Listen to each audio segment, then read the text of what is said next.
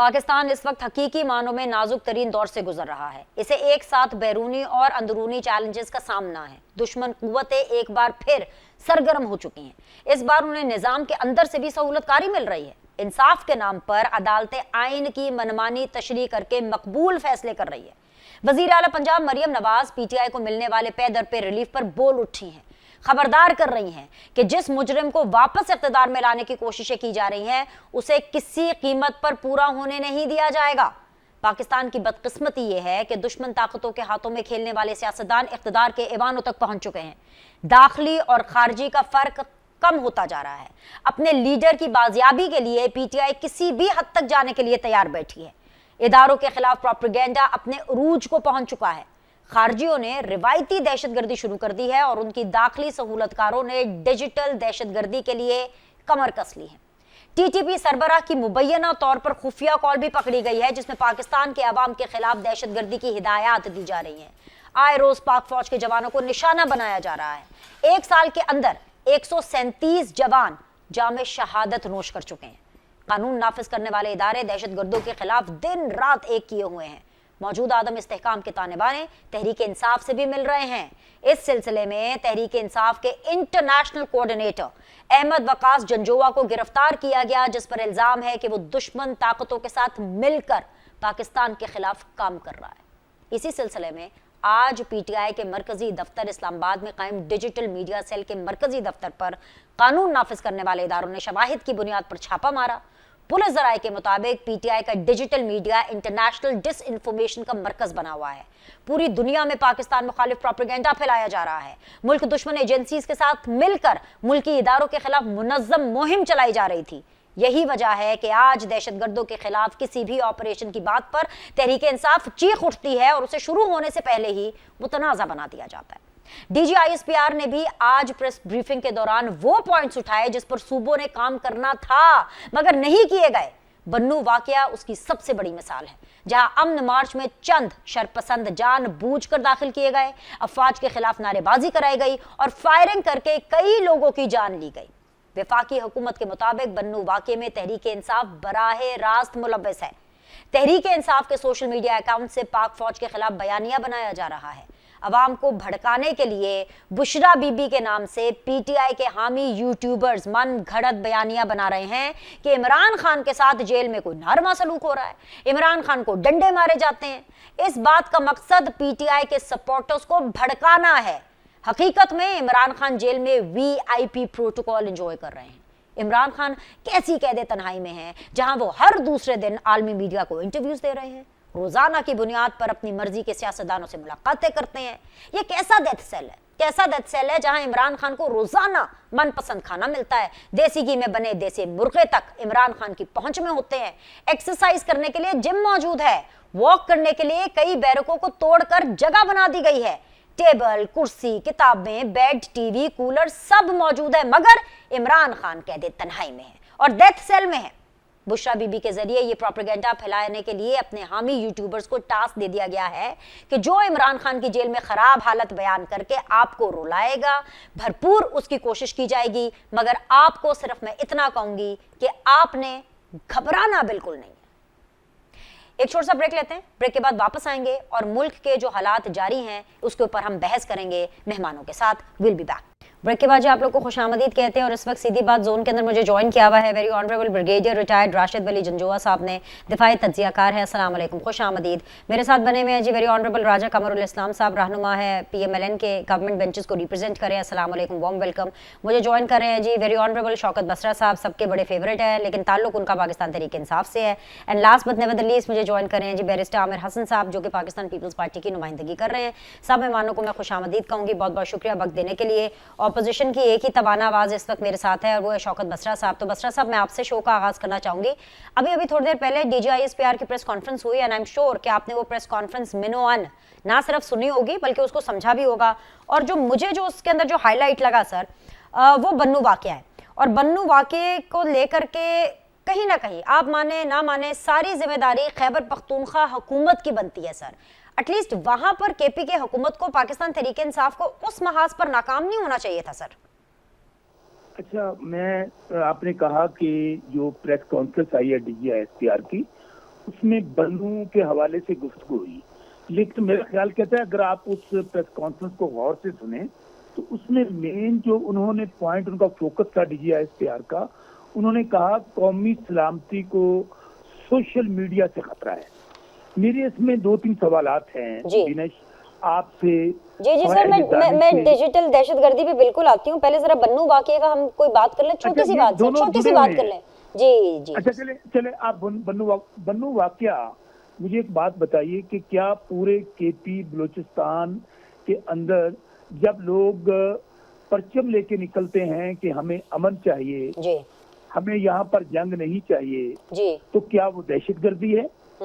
बन्नू वाकया में जो लोग, अभी हमने तहरीके इंसाफ ने, हमारे वहाँ पर हमारी हुकूमत है, अली अमीन गंडापुर साहब चीफ मिनिस्टर हैं, उन्होंने फौरी तौर पे कमीशन कायम किया कि ये इंक्वायरी करेगा और असल हकायक कौम के सामने रखेगा। उसको फेडरल हुकूमत ने मुस्तरद कर दिया। आप जरा अंदाजा कीजिए कि वो लोग जो अवाम के नुमाइंदे नहीं हैं, जो फार्म 47 के नमूने हैं, जिनको स्टेब्लिशमेंट ने धन दौलत धांधली के जरिए मुल्क पर मुसल्लत कर दिया है, जब बन्नू का इतना बड़ा वाकया होता है जहां पर तहरीके इंसाफ की हुकूमत है और चीफ मिनिस्टर ऐलान करता है कि इसके ऊपर फौरी तौर पर तहकीकात की जाए और कौम के सामने रखा जाए, और दूसरी बात 9 मई का हम कमीशन बनाते हैं कि उसकी भी तहकीकात करके कौम के सामने हकायक रखे जाएं, तो फेडरल गवर्नमेंट के ये लोग जो जिनका एजेंडा ही मुल्क में इस वक्त बदअमनी है, ये खुद जिम्मेदार है, क्योंकि इनको पता है कि जब तक मुल्क में बदअमनी नहीं होगी, मुल्क में अफरा तफरी नहीं होगी, ये लोग हुकूमत में नहीं रह सकेंगे। इसलिए जब हम ऐलान करते हैं कि इसकी तहकीकात करवाएंगे तो हमें क्या कहा जाता है कि तहकीकात क्यों करवाएंगे, हकायक कौम के सामने क्यों लेकर आएंगे? और दूसरा मेरा सवाल है कि अगर आप ऑपरेशन करना चाहते हैं इस्तेहकाम के हवाले से, KP में हुकूमत किसकी है? वहाँ पर तो और किसी जमात का नामो निशान नहीं है, उनकी जमानतें तक जब्त हो गई, तो क्या तहरीके इंसाफ को आप इत्मीनान में नहीं लेंगे? सर अच्छा, अब सर यहाँ पे अब आ जाएं जरा आपके फेवरेट टॉपिक पे, क्योंकि आपने कहा दोनों जुड़े में हैं, तो डिजिटल दहशतगर्दी के ऊपर जो आप बात करना चाहते हैं वो आप कह दें, लेकिन मैं सवाल फिर भी रख लेती हूँ। सवाल का आपने मेरे जवाब देना तो है नहीं शौकत साहब, आपका अपना एक स्टाइल है, तो सवाल ऑडियंस के लिए मैं रख देती हूँ, देखने वालों के लिए, बाकी जो आपकी मर्जी आप उसका जवाब दे दीजिए। डिजिटल दहशतगर्दी के हवाले से जो ताने बाने हैं ना सर, वो PTI के साथ मिल रहा है, और इसीलिए आज हमने देखा कि वो जो सुबह एक प्रैक्टिस हुई, मतलब अर्लियर इन द डे, कि आप लोगों का जो सेक्रेटेरिएट है उसको सीज किया गया, ना सिर्फ सीज किया गया, गिरफ्तारियां हुई, ना सिर्फ गिरफ्तारियां हुई बल्कि सवाल जवाब हो रहे हैं सर। हाँ जी, उसमें आज अभी मैं इस्लामाबाद पुलिस का अलामिया सुन रहा था जी कि वहां पर जो रऊफ हसन जो लश्कर जंगवी के सरबराह है, उनको गिरफ्तार कर लिया गया है, और मरकजी सेक्रेटेरिएट से 15 tank, 3 helicopter, 7 radar, 400 3G rifles, 800 AK-47 rifles, कसीर तादाद में खुदकुश जैकेट, 100 टन धमाका खेज मवाद भी बरामद हो गया है। इसलिए आला बसरा साहब आप इन बातों को सीरियसली लें। डिजिटल दहशतगर्दी ना ये टैंकों के जरिए नहीं होती, आपकी पार्टी का इंटरनेशनल कोऑर्डिनेटर उनके पास है। ये जो आप तंज के तीर जो आप चला रहे हैं ना, ये बात ना लाइटर नोट में चली जाती है सर, आपका बंदा उनके पास है। जी सर, आगे चलते हैं। जी सर, इलेक्शन में तारीख की बदतरीन धांधली करवाई गई, इमरान खान समेत हजारों बेगुनाह लोगों को गिरफ्तार किया हुआ है, मुल्क में मार्शल लगा हुआ है, अगवा बराए बयान का सिलसिला 2 साल से जारी है, मुल्क को करप्शन के बादशाह नवाज और जरदारी टोले के हवाले कर दिया गया है, जजों को डराया और धमकाया जा रहा है। लेकिन DGISPR के मुताबिक कौमी सलामती को सोशल मीडिया से खतरा है। मैं ये कहता हूँ कि आज दुनिया जो डिजिटल, पूरी दुनिया आपके हाथ में है। मुझे नहीं समझ आता कि पूरी दुनिया में जब ये इस तरह की अगर चीजें होती हैं तो फौरी तौर पे डिजिटल दहशतगर्दी कैसे आ जाती है। अच्छा, मुझे अभी आज एक DGISPR साहब ने एक सवाल और उठाया है जी कि रोजाना करोड़ों रुपए की स्मगलिंग होती है वहां पर बॉर्डर के ऊपर। मेरा एक मासूमाना सवाल है कि वहां पर बॉर्डर की सिक्योरिटी तो फौज के हवाले है, तो हमें कोई बता दे क्या वहां पे भी डिजिटल दहशतगर्दी है? वो स्मगलिंग कौन करता है, कैसे होती है, कौन करवा रहा है? इसलिए सिर्फ और सिर्फ एजेंडा एक है अपनी आप आवाम को उनसे लड़ना चाहते हैं, 2 साल से आवाम से लड़ रहे हैं। आप 90% कौम को दीवार से लगाना चाहते हैं, यानी कि पाकिस्तान को दीवार से लगाना चाहते हैं। लेकिन ये जो बाइडेन के यार हैं, उनका आखिरी वक्त शुरू हुआ चाहता है। इंशाल्लाह जिस तरह बाइडेन चला गया है, सितंबर अक्टूबर जो है बड़ा सितमगर है। आप देखेंगी कि वो बाइडेन के सहूलतकार जिन्होंने 2 साल से अवाम पर जुल्म और जबर किया है, उनके जाने का वक्त दिया गया है। ठीक है, मेरे साथ रहिए। मैं अब जरा बाकी पैनलिस्ट का भी आपको पॉइंट ऑफ व्यू सुनाना चाहूंगी। बसरा साहब, अगर आप सुनना चाहेंगे तो मैं आगाज करना चाहूंगी वेरी ऑनरेबल जो हमारे दिफाई तज्जियाकार हैं, ब्रिगेडियर रिटायर्ड राशिद वली जंजोआ साहब से। जंजोआ साहब, आपने सुना कि पाकिस्तान तहरीक इंसाफ क्या करिए। मुझे तो आज अभी भी इस टाइम पर आज भी ये लग रहा है कि वो सीरियस नहीं है। हालांकि इनका जो बंदा है मेन इंटरनेशनल कोऑर्डिनेटर, बेसिकली वो इस वक्त रियासत के पास है, और जिस तरह से डिजिटल दहशतगर्दी के जो सारे ताने बाने इनकी पार्टी के साथ मिल रहे हैं एज ऑफ नाउ, वो क्या कहते हैं प्राइमा फिशाई में, सर आप इनको क्या एडवाइस करेंगे या आप क्या कहेंगे? क्योंकि मैं तो सवाल आपसे सीधा यही करूंगी कि अगर जिस हुकूमत ने पाकिस्तान को महफूज रखना है, खैबर पख्तूनख्वा की जिस हुकूमत ने सूबे को महफूज रखना है, अगर वही दहशतगर्दी में सहूलतकारी पे उतर आएंगे जंजुआ साहब, तो फिर पाकिस्तान की आवाम का कौन होगा वाली वारिस? जी, मैं तो कमेंट करूंगा। ये नेशनल सिक्योरिटी एंगल से जो इसका डिजिटल दहशतगर्दी की बात हुई आज की प्रेस कॉन्फ्रेंस में, और उसमें हमें एक चीज़ का इदराक बड़ा क्लियरली करना चाहिए, और वो ये है कि ये दहशतगर्दी हो रही है, वो लैंडस्केप सोशल मीडिया का इस्तेमाल हो रहा है, और उसमें टीटीपी उसको बड़ी मौसर तरीके से इस्तेमाल कर रही है। उनके तो नाम भी हैं उस सोशल मीडिया के, और उससे वो रिक्रूटमेंट्स करते हैं, उससे वो अपना बयानिया उसको डिसेमिनेट करते हैं जी। और लोगों में डिसइंफॉर्मेशन भी फैलाते हैं, खौफ व हरास भी फैलाते हैं, और अपने कॉज के लिए सिंपैथी भी क्रिएट करते हैं। और वो जो लैंडस्केप जब आप उसको टारगेट करते हैं तो उसके लिए एक पूरा इकोसिस्टम चाहिए, जिसमें आपको टेक्नोलॉजिकल मीन्स चाहिए कि उसको बस्ट किया जाए, काउंटर किया जाए, एक बेहतर बयानिया चाहिए, फैक्ट चेक्स के प्लेटफॉर्म्स चाहिए, और सबसे बड़ी बात कि अदालती वो चाहिए एक ऐसा निज़ाम जो कि हमारे लिबरल लॉज का हाल तो आपको पता है।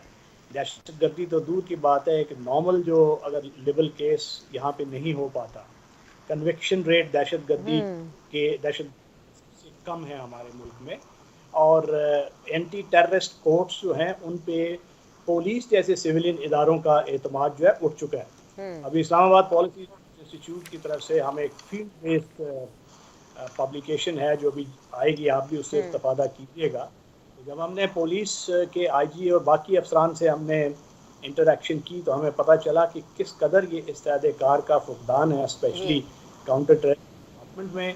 और उसके बाद जब उनको अदालती कन्विक्शंस की तरफ उनका एटीट्यूड देखें अदालतों का, तो एंटी टेररिज्म कोर्ट्स की जगह वो कह रहे हैं कि अभी कुछ स्पेशल कोर्ट्स बनाए जाए, क्योंकि ये निज़ाम इस तरीके से नहीं चल पा रहा। तो ये एक पूरा मरबूत एकोसिस्टम होता है, काइनेटिक एक उसकी होता है, वो फौज दीगर एफसी और इदारे वो तो जान हथेली पे रख के दिन कैजुअल्टीज हो रही हैं, और ये फर्स्ट लाइन ऑफ डिफेंस है माइंड यू। अगर ये हीट इधर ना रोकी तो सेटल्ड एरियाज में ये महसूस हो जाएगी। तो इसमें पॉलिटिक्स करने की ज़रूरत नहीं है।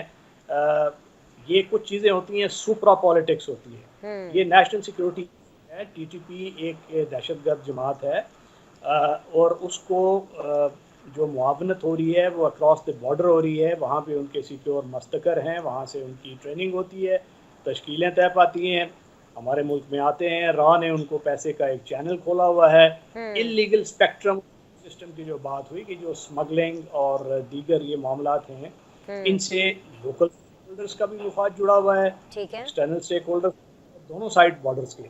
अब जब उनके खिलाफ जब तक कार्रवाई नहीं होती तो ये पूरी तरह से दहशतगर्दी की जंग में कामयाबी नहीं हो पाती। हाँ, और पॉलिटिकली जो गवर्नमेंट का काम है, फेडरल गवर्नमेंट की सबसे बड़ी जिम्मेवारी है। और अब जब 18th अमेंडमेंट के बाद प्रोविंसेस के पास बहुत सी पावर्स हैं, तो सूबाई हुकूमतों की बहुत बड़ी जिम्मेवारी होती है। इस्तेदाकार बढ़ाएं, लोगों में पब्लिक सपोर्ट पैदा करें, ना कि लोगों में पब्लिक सपोर्ट ड्रेन करें, क्योंकि जो जंग होती है दहशतगर्दी की, तो इस क्लासिक वो जो माओ ने कहा था कि a gorilla swims in the water like a fish. तो ये जो दहशत पब्लिक जो सपोर्ट होती है इनके लिए, वो पानी होता है। जब पानी को आप ड्रेन कर लेंगे तो उनके अंदर से ये जो गंदी मछलियाँ इनको निकालना इतना मुश्किल नहीं होगा। और उसके लिए कोई भी सूबाई हुकूमत हो, उसको अपने जो ठीक है पॉलिटिकल पोलराइजेशन है, ऐसी फ़ज़ा है, वो आप जंगें लड़ते रहें सियासी आपस में, मगर जहाँ तक कि एक क्लियर एंड प्रेजेंट डेंजर है इस अफरीद का मुकाबला करने के लिए, जो ना तो किसी खातून को बख्श रहा है ना किसी बच्चे को बख्श रहा है। अभी आपने DI खान में देखा कि वो लेडी हेल्थ वर्कर 2 बच्चों के साथ उनकी जो शहादत हुई, तो वो किस कदर ये दिल गिरफ्तगी वाला एक मंजर था। तो यहाँ पे कुछ चीज़ें ऐसी होती हैं जिस पे पॉलिटिक्स नहीं करनी चाहिए, जिस पे नेशनल सिक्योरिटी इम्पेरेटिव्स के लिए मुत्तहिद हो जाना चाहिए, अपने इंटरनल डिफरेंसेस को सिंक करके। बिल्कुल sir, I got your point barrister साहब, सियासत नहीं होनी चाहिए, लेकिन पाकिस्तान का अलमिया ये है कि जहां पर पाकिस्तान इस वक्त हकीकी मानों में एक नाजुक तरीन दौर से गुजर रहा है, बैरूनी चैलेंजेस है, अंदरूनी चैलेंजेस है, साथ ही साथ सियासत रूज पर है। अभी अभी मैंने शो का आगाज भी इसीलिए PTI से किया क्योंकि इस टाइम पर PTI एक तरफ है और बाकी पॉलिटिकल पार्टीज एक तरफ है। सर, आपको लगता है कि जो बन्नू में हुआ, खैबर पख्तूनख्वा की हुकूमत ने वहां पर सही काम किया, उनका जो किरदार था वो बिल्कुल ठीक था? And when it comes to digital दहशतगर्दी, मतलब मुझे वैसे आपसे सवाल पूछते हुए डिजिटल दहशतगर्दी का कुछ अजीब ही लग रहा है, क्योंकि पीपल्स पार्टी डिजिटली तो इतनी ज़्यादा है ही नहीं, मुझे लगता है आप लोग यकीन ही रखते डिजिटल होने में। लेकिन सर फिर भी डिजिटल दहशतगर्दी के भी जो ताने बाने हैं वो PTI से जोड़े जा रहे हैं, तो ऐसे में पाकिस्तान पीपल्स पार्टी को क्या लगता है इसको कैसे एड्रेस करना चाहिए? देखिए, बन्नू में जो कुछ हुआ PTI यही कर रही है और PTI यही करेगी। देखिए, TT-PTI एक अलायंस है और ये मैं कोई पॉलिटिकल बात नहीं, TT-PTI ये एक अलायंस है और ये मैं कोई आपके सामने आज की बात नहीं कर रहा।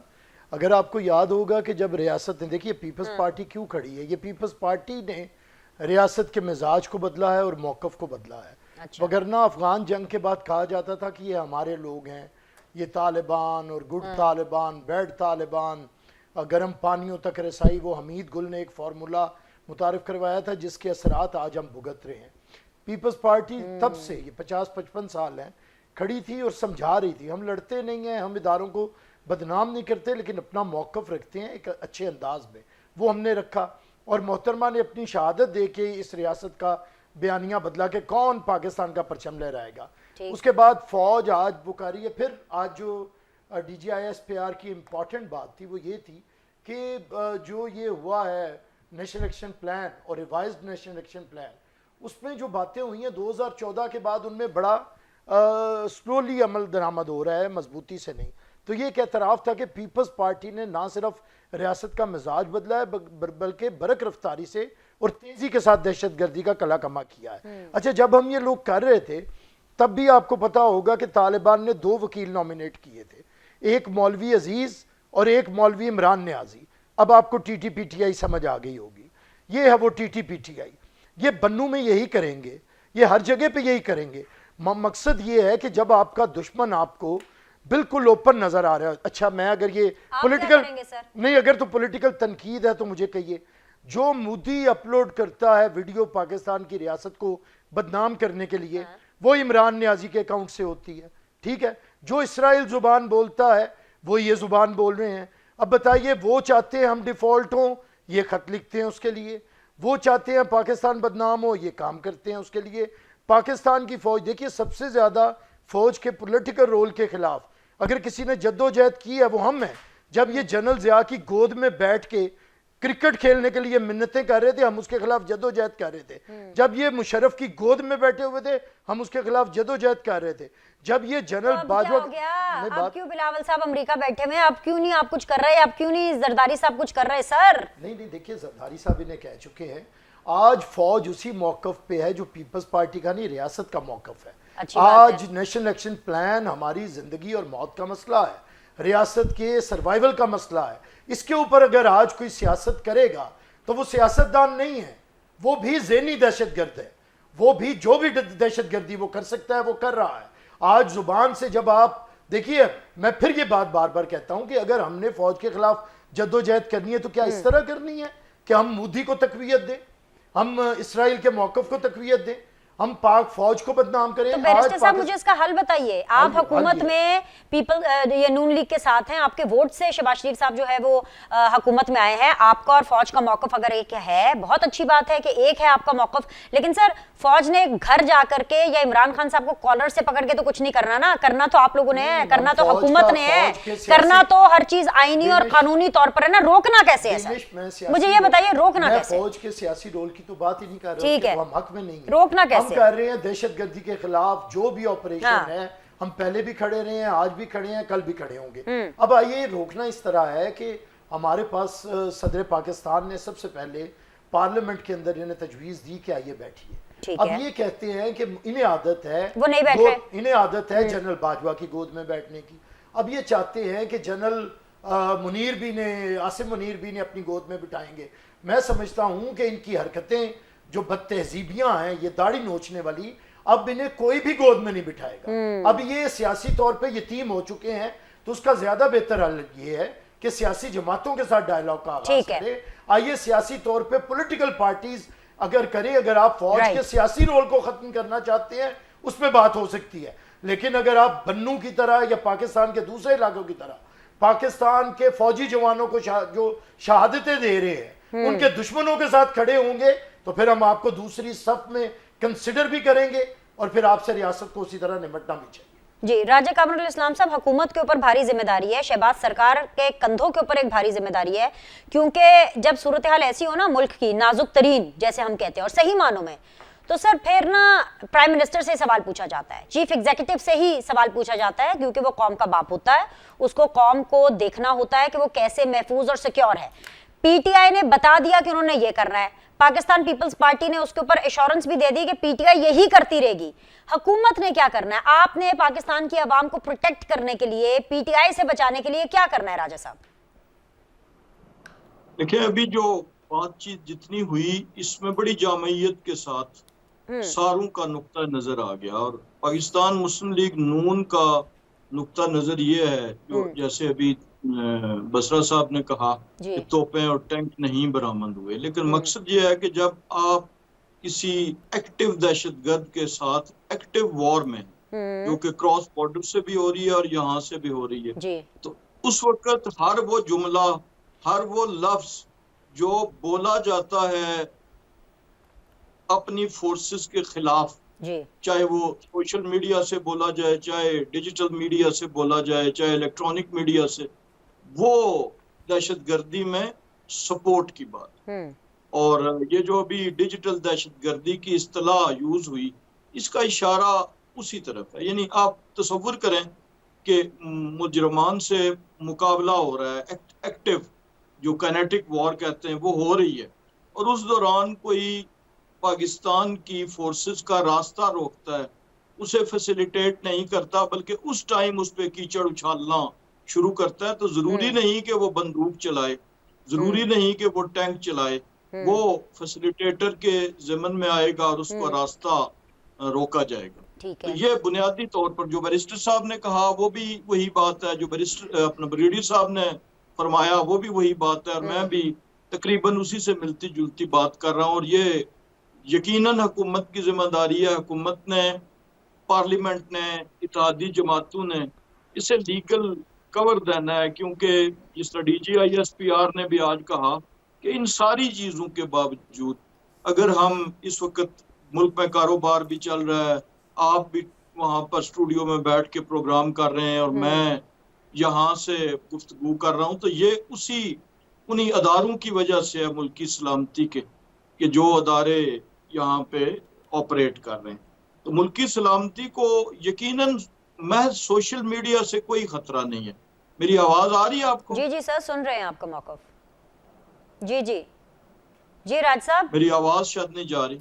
राज साहब आपकी आवाज आ रही है, मुकम्मल कर लें।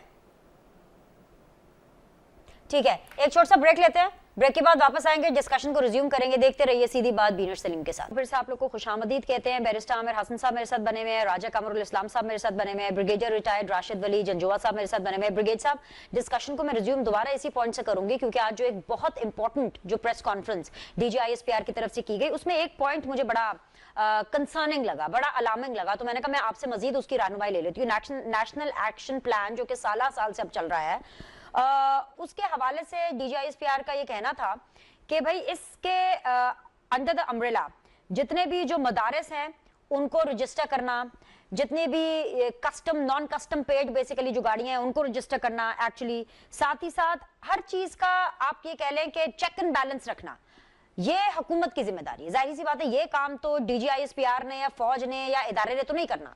सर मेरा सवाल आपसे ये है कि जो इस तरह के काम है, ये काम करने में क्या हुकूमत की विल नहीं है, डर है, कोई सियासी मंतक है, रिलक्टेंस क्या है कि ये काम अभी तक हुए क्यों नहीं? क्योंकि नेशनल एक्शन प्लान तो वो तब का बना हुआ है जबकि वो APS वाला वाकया हुआ और सानिया हुआ। देखिए, रिलक्टेंस इसलिए है कि ये विल नहीं है। अच्छा। और जैसा मैंने जिक्र किया था कि जो स्टेक होल्डर्स हैं जिनके मुफादात इस गैर कानूनी जो स्पेक्ट्रम जिसका जिक्र हुआ आज, वो टर्म कॉइन की, तो उनके साथ वाबस्ता हो जाते हैं मुफादात जी। अब क्यों जो मदारस हैं 16,000 सिर्फ रजिस्टर हुए हैं, बाकी क्यों अपने आप को रजिस्टर नहीं करवा पा रहे? उसमें उनके इक्तसादी मुफादात हैं, आइडियोलॉजिकल उनकी आइडियाज़ हैं जिसकी वजह से वो नहीं होने दे रहे। हुकूमत इतना जोर नहीं होता या उनका दिल नहीं होता वो उनको रजिस्टर करवा सके।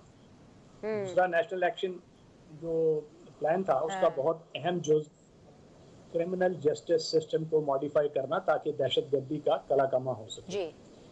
अब क्रिमिनल जस्टिस सिस्टम में कितनी मॉडिफिकेशन हुई है कि टेररिज्म का जो रेजीम है उसको मजबूत करने के लिए, जो कि सूरत में नजर आया। कितनी कन्विक्शंस होती हैं सबके सामने। अब जजेस क्यों तैयार, जुडिशरी ने क्यों नहीं किया, ये I leave it to judiciary, मगर ये आपके सामने है ये सारी चीज़ें। उसके बाद हमने जो एक स्मगलिंग काउंटर स्मगलिंग मैकेनिज्म एक बनाना था और उस पे अमल भी करवाना था। तो यहाँ पे जिक्र वो फौज के बॉर्डर के इदारे, बॉर्डर की जो जितनी भी क्रॉसिंग पॉइंट्स फौज कंट्रोल करती है, फौज कंट्रोल करती है सिक्योरिटी देने के लिए, मगर वहाँ से बहुत से दीगर इदारे हैं गवर्नमेंट के, जिसमें कस्टम्स है, पुलिस है, जिसमें FIA है, बहुत से लोग हैं जिनके साथ जिनकी एक्चुअल कानूनी कॉन्स्टिट्यूशनल जिम्मेवारी है कि वहाँ से देख के ये तस्करे पे आ रहे हैं, एक चिट पे आ रहे हैं, बगैर किसी कानूनी डॉक्यूमेंट के आ रहे हैं, वो देखने का फर्ज है। और यहाँ पे ये ओपन नॉलेज है कि बलूचिस्तान से जो तेल आ रहा है KPK और यहाँ से दीगर चीज़ें हो रही है, लोगों के मुफादात हैं। यहाँ पे स्टेक होल्डर हैं जो सियासी लोग भी हैं, गैर सियासी भी हैं, जो अरबों को मार रहे हैं। राइट। और ब्रिगेड साहब, आप I will go with this word जो कि अभी आपने कहा कि विल की कमी आपको नजर आती है, तो सर मैं अलाउ करें कि मैं एक सप्लीमेंट्री सवाल पूछ लूं, क्योंकि अगर विल की कमी इस हुकूमत के अंदर नजर आ रही है, एडमिनिस्ट्रेशन के अंदर नजर आ रही है सर, तो जब मैं डिफेंस मिनिस्टर को ये कहते हुए सुनती हूँ ना कि किसी भी टाइम पर मेल्ट डाउन हो सकता है, कोई ये आप कह ले आईनी इमरजेंसी जो है वो लग सकती है, क्या कोई ऐसा माहौल है ब्रिगेडियर साहब? मुझे जरा इनसाइड न्यूज दे दीजिए कि मामला इस लेवल पर आ चुका है या आने वाला है या किसी भी टाइम पर कि जी एक आईनी ब्रेक डाउन हो सकता है। देखिए, ये क्यूमुलेटिव फेलियर है, ये एक गवर्नमेंट का या एक इदारे का नहीं है, ये all the governments in the past, ये 3, 4, 5 जो पिछली गवर्नमेंट, ये सबका किसी ने नेशनल एक्शन जो प्लान बना जब से, उसके बाद उसको उस तरीके से इम्प्लीमेंट करने की कोशिश नहीं की। ये कलेक्टिव फेलियर है, में इदराक करना, इसीलिए कहते हैं कि ग्रैंड नेशनल डायलॉग होना चाहिए। दूसरी जो आपने पॉइंटेड क्वेश्चन किया कि ये ऐसी कोई सूरत हाल हो सकती है, तो मैं समझता हूँ कि ऐसी सूरत हाल हो सकती है, क्योंकि अगर देखें नेशनल सिक्योरिटी सबसे मुकद्दम है।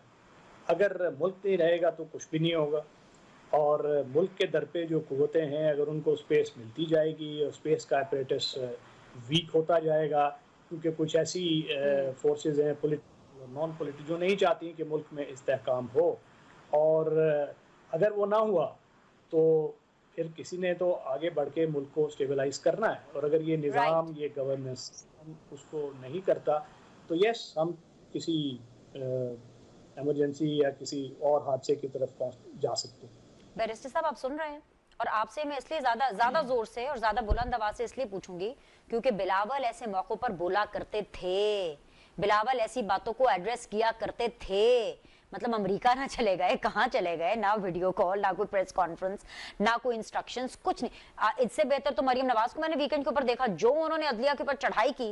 मतलब ठीक है, उसके अपने प्रॉस एंड कॉन्स हैं, जो भी उसकी होगी रिपरकशंस, वो मरियम नवाज ऐसे chief executive of the Punjab वो उसको बेयर करेंगी, लेकिन वो खुलकर बोली कि भाई ये दोबारा उनको लाने की जो कोशिशें की जा रही हैं, जिस तरह से इमरान खान साहब के लिए जो एक राह हमवार की जा रही है, उन्होंने अदलिया को आड़े हाथों लिया। बिलावल नाराज क्यों है, चुप क्यों है, बोल क्यों नहीं रहे हैं? देखिए, जब आप हुकूमत में हो तो फिर मेरे ख्याल से खुल के बोलना बात नहीं होती, आपको मामलात को हैंडल करना होता है। अगर हुकूमत में बैठ के भी आप इदारों को लताड़ेंगे तो ये कोई दानिशमंदी नहीं होती है। पाकिस्तान पीपल्स पार्टी मौजूद है, पार्लियामेंट्री पार्टी मौजूद है, सदर पाकिस्तान मौजूद हैं, जो भी मामलात हैं हम हैंडल कर रहे हैं और देख रहे हैं, क्योंकि सदर पाकिस्तान जो हैं वो सारे इदारों के सरबराह भी हैं, भले वो पार्लियामेंट हो, भले वो आपकी जुडिशरी के साथ भी बात करनी हो तो प्रेसिडेंट के थ्रू हो सकती है, और एस्टेब्लिशमेंट के साथ भी। तो मैं समझता हूँ इस वक्त बात कोई खुल के बोलने की नहीं है, मामलात को देखते हुए दानिशमंदी से आगे बढ़ने की। लेकिन मामलात ऐसे भी नहीं है कि इस पे बिल्कुल चुप्पी साध ली जाए, बिल्कुल वैसे जो कि बिलावल कर रहे हैं। नहीं, मैं नहीं समझ रहा कि कोई खामोशी है। अभी बिलावल साहब चंद दिन पहले यहाँ पे पार्लियामेंट में बात करके गए हैं, बात कर रहे हैं अभी चंद दिन पहले, अब तो वो थोड़े दिन के लिए गए हैं अपने एक जाती छुट्टियों के लिए समझ। सर रिजर्व सीट्स के ऊपर जो फैसला आया उसके ऊपर बिलावल भुट्टो का मौकफ मुझे नहीं पता। फरतुल्ला बाबर हो, खुर्शीद शाह साहब हो, आप हो, आपकी पार्टी के बाकी मेंबर्स हो, हर एक की अलग अलग डिफरेंट राय है। आपकी जो आपकी पार्लियामेंट्री कमेटी, सर ये रिपोर्ट हुआ है सर, और इसके ऊपर हाँ जी जरूर बात करें, लेकिन ये रिपोर्ट हुआ है सर। देखिए हम लोग, हमारा एतराज हो सकता है सुप्रीम कोर्ट या अदलिया के किसी फैसले के ऊपर, लेकिन जब भी कोई फैसला आ जाता है हम उसे मानते हैं, और हम ये समझते हैं, पहले दिन से हमारा ये मौक़िफ़ रहा है कि सियासी फैसले अगर अदालतों में जाते हैं तो ना तो सियासत का फ़ायदा होता है ना अदालत का। अदालत भी बेवकार होती है और सियासी मसला हल नहीं होता, और ये आपके सामने मसला हल नहीं हो रहा। अच्छा, फिर मैंने जो बात पहले की थी, अगर तो आपको सियासी मसाइल को हल करना है तो उसका तरीक़ाकार सियासी गुफ्तगू है, सियासी गुफ्तगू शनीद है। जब एक जमात दहशत गर्दों के साथ खड़ा होना पसंद करती है लेकिन सियासी जमातों के साथ हाथ मिलाना पसंद नहीं करती, और फिर फौजी सरबराह को कहती है आपसे मुज़ाकरात मैं कर लूंगा, इसके बावजूद कि मुझे एतराज़ भी आपसे है लेकिन सियासी लोगों से नहीं, तो उसका मतलब है वो पॉलिटिकल स्पेस को कम कर रही है। पहले उन्होंने अपनी गवर्नमेंट में किया है, अब वो एज अपोजिशन पार्टी भी कर रहे हैं। हम पीपल्स पार्टी ये समझते हैं कि पॉलिटिकल स्पेस को आप अगर जाया कर देंगे तो फिर जैसे अभी ब्रिगेडियर साहब फरमा रहे थे, फिर हालात वो होंगे, और ये हालात कोई अच्छे नहीं होते। ये अच्छे हालात नहीं हो गए, हालात बिल्कुल अच्छे नहीं है, पीपल्स पार्टी के लिए तो बिल्कुल अच्छे नहीं है सर। खैबर पख्तूनख्वा के अंदर गवर्नर किसका है? पाकिस्तान पीपल्स पार्टी का। कौन है जी? फैसल करीम कुंडी साहब।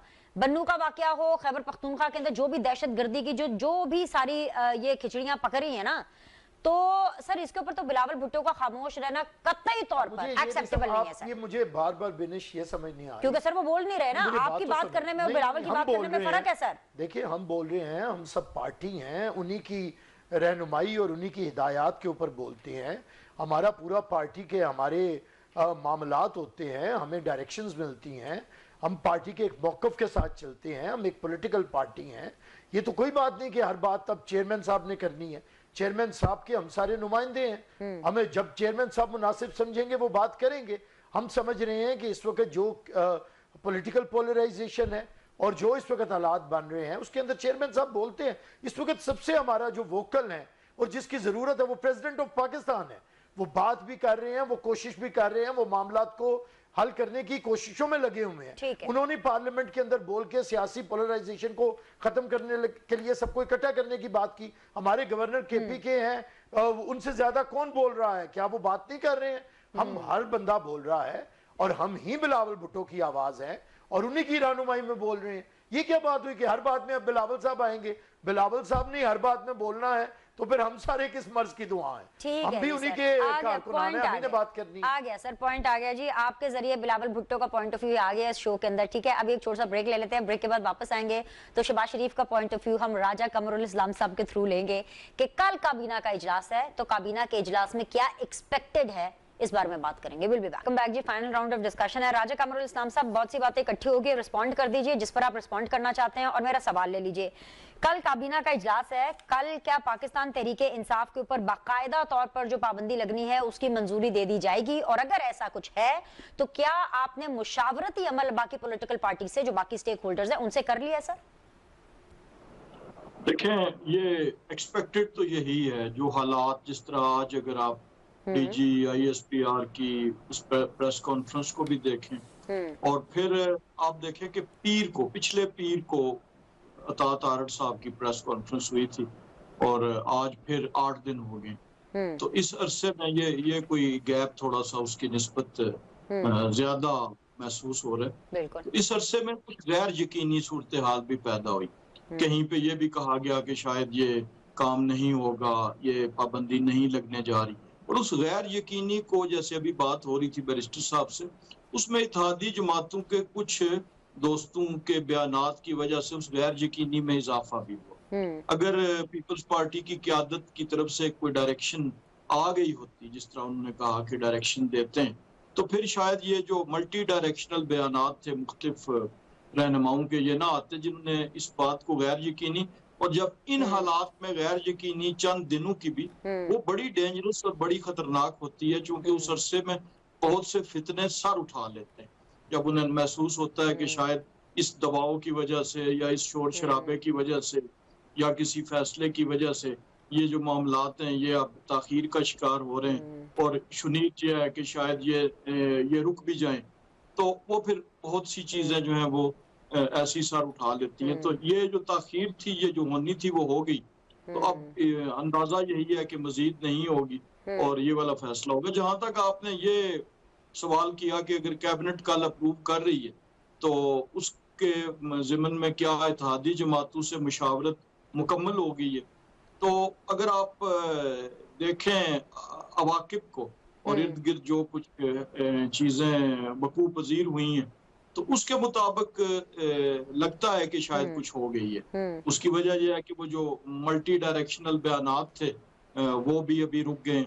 बैरिस्टर साहब, आपने सुनी इनकी बात, राजा कमरुल इस्लाम कह रहे हैं कि हालात कुछ इसी किस्म के लग रहे हैं, और साथ ही उन्होंने आपको ये ताना भी दे दिया है कि आप लोगों ने डायरेक्ट किसी किस्म का कोई क्लियर पैगाम उनको पहुंचाया नहीं है। PTI पर अगर कल पाबंदी लगने की मंजूरी हो जाती है, आर यू ओके? या कल भी आप ये कहेंगे कि देखिए जी, बिलावल साहब तो अमेरिका में थे, हमसे मुशावरत नहीं की गई, हमें बताया नहीं गया?